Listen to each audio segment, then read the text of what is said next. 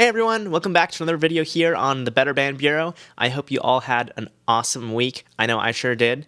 So this week, we're going to be talking about systems, processes, and workflows, and how those are important to your career as an artist. Jumping right into it, let's say that maybe at some point you forgot an item at a venue after playing a show, or you neglected to advance something if you do advances, which I highly recommend you do. We'll get to that later. Or it could have been something to do with releasing music. Maybe you forgot to upload the files, or you just uploaded the wrong files to Spotify and sent the mixed version instead of the master version. Things like that do happen. So having processes for all of this really does help because it can make you avoid some of the easy mistakes that can be made. And I know this because it's happened to me. I have made mistakes, including with these videos. For example, when I shoot them, I have to turn down the screen on my computer so it's not glaring bright in my face, which shows up in the video. So I've created a checklist to remind me of the proper steps I need to do to make these videos. And it's the same thing for you as a band. If you have checklists, if you have systems in place, it makes your life a lot easier, and you usually will finish things in a shorter amount of time. So a little anecdote here. Years ago, I was running sound for a local radio station, and we had a band coming in to do a live session, and everyone was really excited. We were all super stoked. And the band showed up, we were setting up, doing line checks, all that, and all of a sudden the bass player says, "I don't have my bass."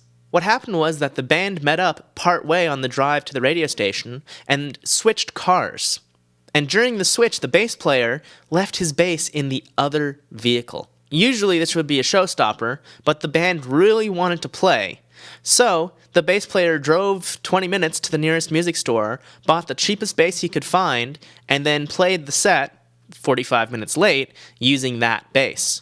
This shows that the band really wanted to do the show, and they still made it happen no matter what, but it was a major inconvenience for everyone and could have been easily avoided if they had a gear manifest. So the solution to all of this is creating workflows and systems so you can ensure that there's a level of consistency in what you do from show to show, or from tour to tour, or from music release to music release, or if you do blogs or vlogs for the band, you can make sure that all of these come across in a consistent, controlled manner to fit your brand and to make your life easier.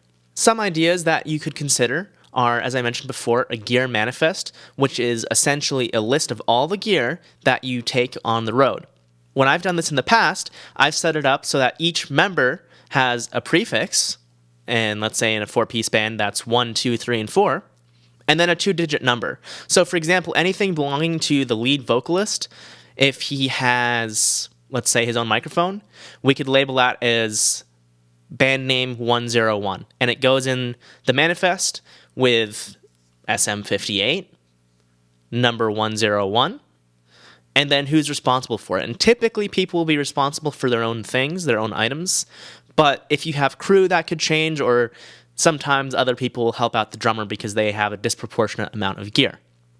So I had it set up that everything in the 100s belongs to vocals, 200s is lead guitar, 300s is rhythm guitar, 400s is bass, 500s is drums, and then 600 was anything miscellaneous like merch. Really easy system to keep track of things, and you can just look at the number on the case and then check it off on your gear manifest as you're loading out to make sure you don't forget anything at the venue.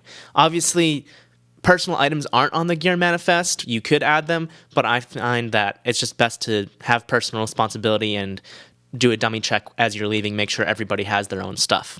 Another thing you could have is a music release checklist. So you create a process based on who your distributor is and say, okay, well, we have the master files. Now this is what we do. We do XYZ with DistroKid, TuneCore, whoever you use. It really doesn't matter.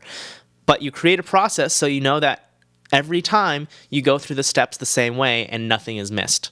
Another really important thing is an advance sheet. Basically what this is you have a list of what you're bringing and what you require, and you call up the promoter or the production manager or the sound guy or whoever it is at the venue, depending on what level venue it is, and talk to them about what you need tech-wise for the show.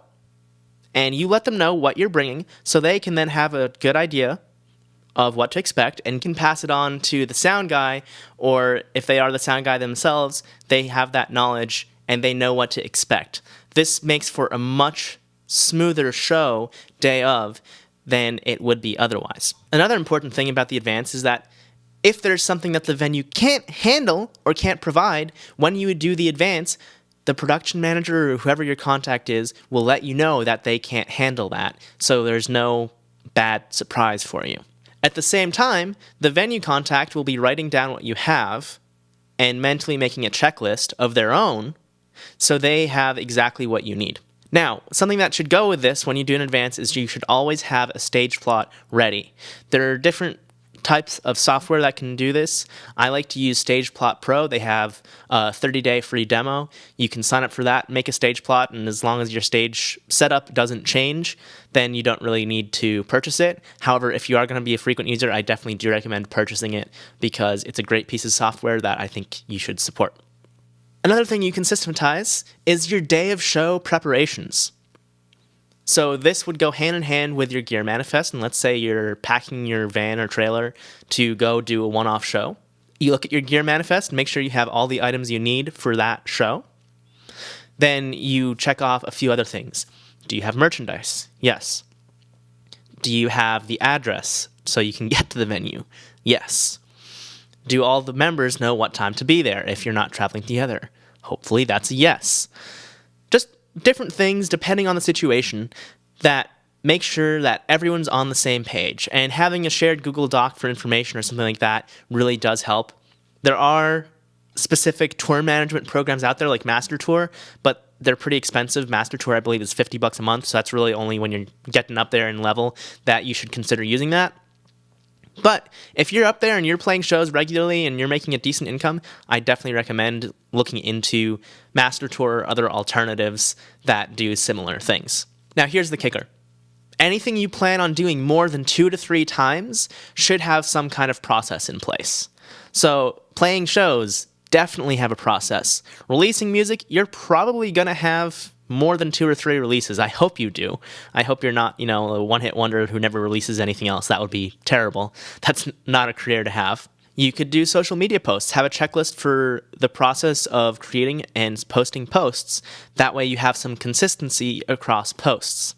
These are just a few examples. There are many things that you can create checklists for, like booking shows, reaching out to people, following up.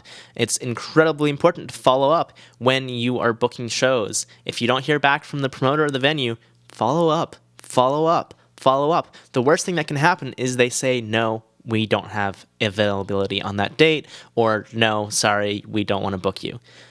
No harm done. As long as you're not spamming them, it's fine. If you follow up once every week or two until you get a reply, that's perfectly reasonable, and in fact, it's very standard in business. So you can have systems to follow up, have a spreadsheet that indicates how often and when you followed up, or set reminders, or do something that works for you. And we'll have some information on follow-ups and the easiest way to do that in the future. But for right now, we'll just stick with Keep It Simple Stupid, KISS. Just do what you can. Creating these systems will give a massive benefit after just using it a few times. The time you take to build these systems will just astronomically pay off. So I really encourage you to do it. If you have questions, please leave a comment. I'm happy to help. You'll also work faster when you create these systems because the next step is always laid out for you. So you don't have to think about, oh, okay, now I did this, what do I do next? It's just, okay, I did A, now I move on to B, then I move on to C. It's very easy to just go down a checklist or through a workflow and see, okay, this is what I'm doing. Another benefit of systems and processes is that you can reliably hand out these tasks to other band members if they're willing to help, and this will take some of the workload off of you, but ensure that the work is still done in a good and consistent manner. Now, there should be a discussion amongst the band members about who will take on what work, and everyone should be pulling their weight in some way. So with all these systems, you can see what takes how long and divvy up the tasks in a fair and equal manner. This way, everybody in the band does a little, and no one is overwhelmed by doing all the business themselves. Dividing tasks by category is something that I strongly recommend. For example, you could have one person do touring, one person do social media, one person do music releases. Just divide it up in some logical way. You want to have each person have ownership of their own little section of the band and have that responsibility. One last important system or document you should have is something outlining the tasks and responsibilities of each band member that you all agree to. And it should not be forced on anyone. It should be very democratic and say, hey, if I do this, can you do this? Are you okay with that? Or would you rather do this? And, give people the option to change things up when you're first creating this so no one's outside their comfort zone. Then, once you've all agreed on it, write this down and each of you sign it. And it's not a legal contract or anything, but it's just for accountability, saying, okay, Bob is going to do this, Dave is going to do this, Tom is going to do this. And that way, if at some point something isn't get done, you can bring it up, say, hey, we have this accountability sheet which said what we're each responsible for. We just wanted to remind everyone, can we please take a look at this? And if it's not working anymore, let's renegotiate it. That way you have a comfortable way of bringing things up to people that, hey, you're slacking off, without saying it. So I highly recommend having that system in place to reduce or avoid conflict within your band. That about wraps it up for the video this week, but I'm still running my free coaching offer. If you sign up for the Better Band Bureau mailing list, which will be in the comments or description below, you will get a free 30-minute coaching session with me. And I would love to talk to you in that 30 minutes about how you can systematize your band and take your career to the next level with consistency and ensuring that nothing goes wrong. So if you want to chat about systemization or anything else really, as long as it's band or business related, go sign up for that link down below, and I look forward to talking to you soon. Thanks so much for watching, everyone. I hope you have an awesome week, and I'll see you next week.